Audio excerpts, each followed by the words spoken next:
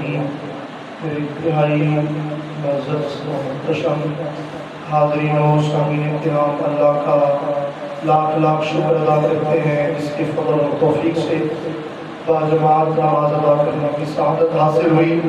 ماہ رمضان المبارک کی خوبصورت گھڑیاں اور یہ مقدس و مبارک مہینہ اپنے اختتام کی طرف رواں رواں ہے، آخری ایام چل رہے ہیں۔ اللہ رب العزت ہمیں کما حق ہو اس مہینے سے فیض حاصل کرنے کی توفیق عطا فرمائے۔ آج کا میرا موضوع ہے حسن اخلاق کی اہمیت۔ کسی بھی معاشرے کی کامیابی کے لیے، کسی بھی معاشرے کی ترقی کے لیے اور سوسائٹی کے اعلیٰ اقدار کے لیے ضروری ہے کہ وہ معاشرہ اور وہ سوسائٹی اعلیٰ اخلاقی اقدار کی مالک ہو۔ اخلاقی طور پر جو معاشرہ مضبوط ہوتا ہے وہ ہر حوالے سے کامیاب اور مضبوط معاشرہ ہوتا ہے۔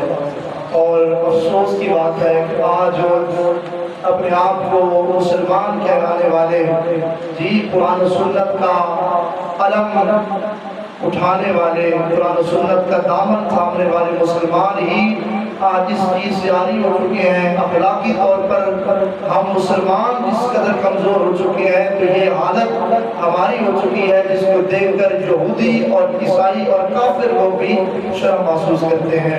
اس کی وجہ کیا ہے کہ ہم نے وہ تعلیمات، وہ اسلام کی بنیادی تعلیمات ہی چھوڑ دی ہیں۔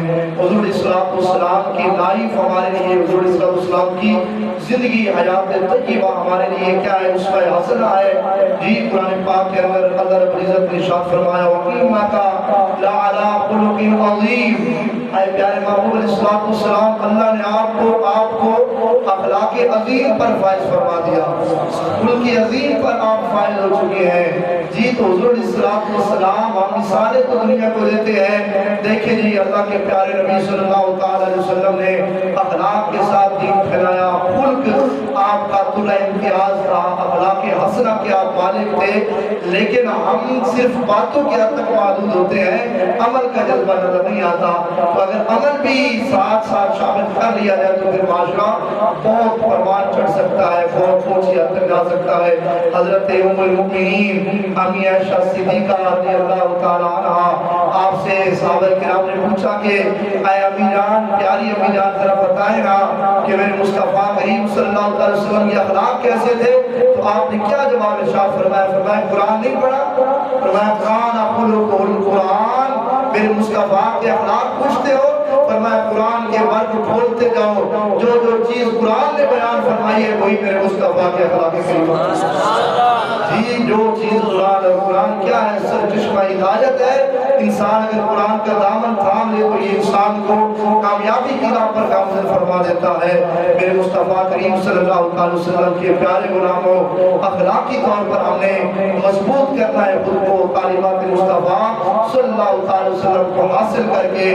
آج بہت سے لوگ، ہمارا معاشرہ، ہماری سوسائٹی اخلاقی طور پر بہت گر چکی ہے۔ ہمارا جو ہے اخلاق کا معنی کیا ہوتا ہے؟ حسن خلق کا سادہ سا مفہوم کیا ہے؟ نہیں کہ بندے کی جو عادات ہیں، مسلمان کے جو طریقہ کار ہیں، اس کے اندر پائی جانے والی عادتیں ہیں وہ اسلام اور قرآن کے مطابق ہونی چاہیے۔ صرف یہ نہیں ہے کہ زبان کا جو ہے وہ بڑا میٹھا ہو لیکن باقی اعمال جو ہے اس کے وہ بڑے کڑوے ہوں۔ نہیں، پورا مجسمہ جو ہے انسان کا، پورا وجود جو ہے اخلاقی طور پر بہترین نظر آنا چاہیے، خوبصورت نظر آنا چاہیے۔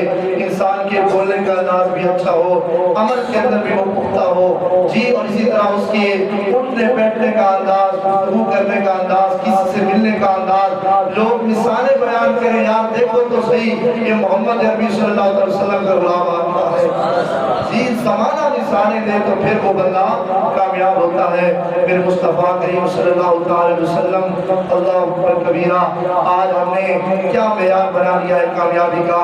حضور السلام سے پوچھا گیا یا رسول اللہ سب سے بہترین بندہ کون ہے، اللہ کو سب سے زیادہ پسند کون ہے، اللہ کے نزدیک محبوب ترین بندہ کون سا ہے، اور اللہ کو سب سے اچھا عمل کون سا لگتا ہے؟ تو میرا علیہ السلام نے فرمایا اللہ کو جو محبوب ترین بندہ ہے وہ بندہ محبوب ترین ہے اللہ کا جو لوگوں کو زیادہ نفع دینے والا ہوتا ہے، جو لوگوں کو سب سے زیادہ نفع پہنچائے وہ اللہ کے نزدیک سب سے زیادہ محبوب ہوتا ہے۔ فرمایا اللہ کے نزدیک سب سے پسندیدہ عمل یہ ہے فرائض اور واجبات کے بعد معاملات میں سب سے پہلا عمل جس کے اندر جو اللہ کو اچھا لگتا ہے پسند ہے، فرمایا وہ سرور تدخلہ مستعف علی مسلم، فرمایا وہ خوشی جو تم کسی مسلمان کو عطا کر دیتے ہو، تمہاری وجہ سے کوئی مسلمان خوش ہو جاتا ہے، تمہاری وجہ سے کسی مسلمان کی تکلیف دور ہو جاتی ہے، تم کسی مسلمان کے قرض دے دیتے ہو، کسی مسلمان کی عادت روائی کر دیتے ہو، کسی مسلمان کی پردہ پوشی کر دیتے ہو،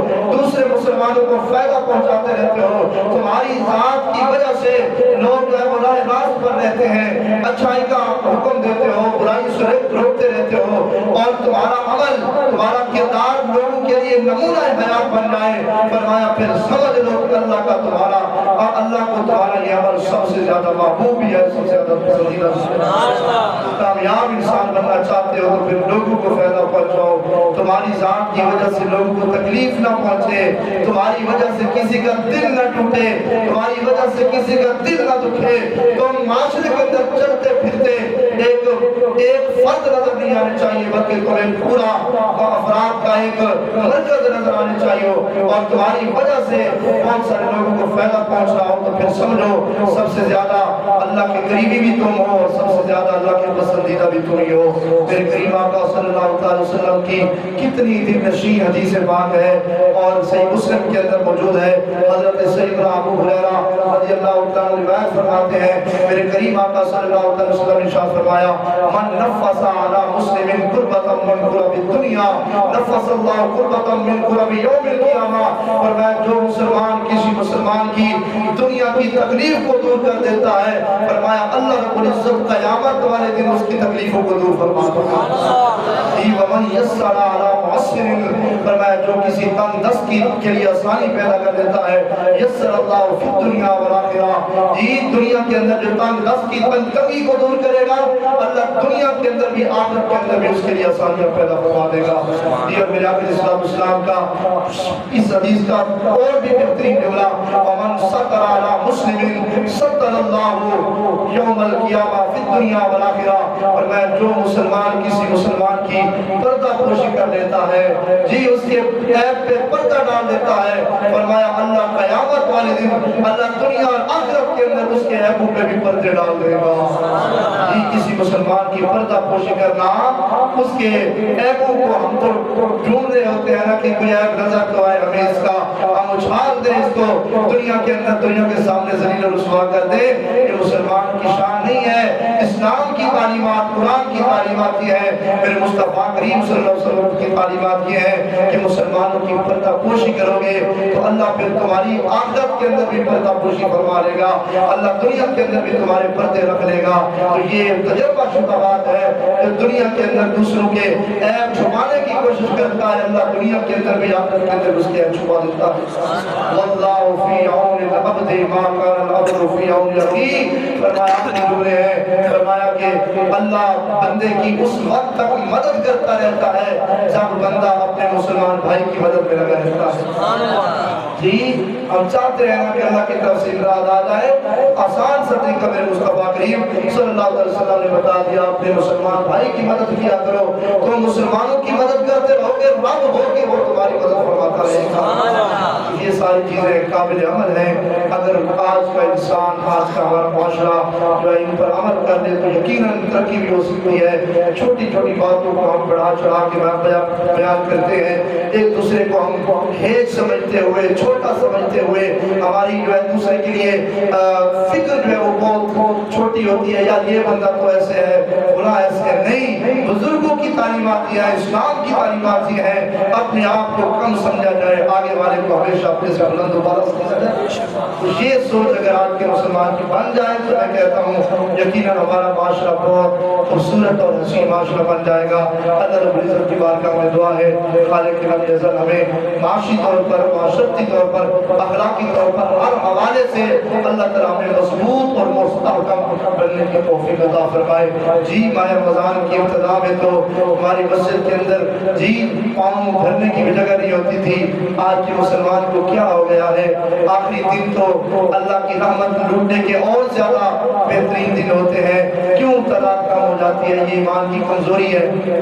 جی ایمان کمزور ہو چکے ہیں، صرف چند دن ماہ رمضان کا عمل کرتے ہیں. آج جنہوں نے پورا مہینہ عزم کیا، میں انہیں سلام محبت پیش کرتے ہوئے انہیں درس سبق دینا چاہتا ہوں اور درس عبرت دینا چاہتا ہوں. خدا را یہ ماہ مقدس پورے کا پورا سرچشمہ رحمت بن کے آیا ہے، سرچشمہ مغفرت بن کے آیا ہے، اور یہ پورے کا پورا مہینہ اللہ کی طرف سے رحمت اور بخشش کا مہینہ بن کے آیا ہے. آخری لمحات بہت زیادہ اللہ کے قرب پانے کے ہوتے ہیں، لیکن ہمارے مسلمانوں کے اندر جذبہ آخر میں آ کے دم توڑ جاتا ہے.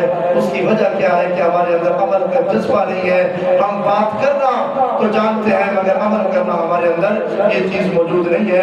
اللہ تبارک و تعالیٰ قرآن و سنت کی تعلیمات کے مطابق عمل کی توفیق عطا فرمائے. آمین. بجاہ نبی الامین. الحمد للہ.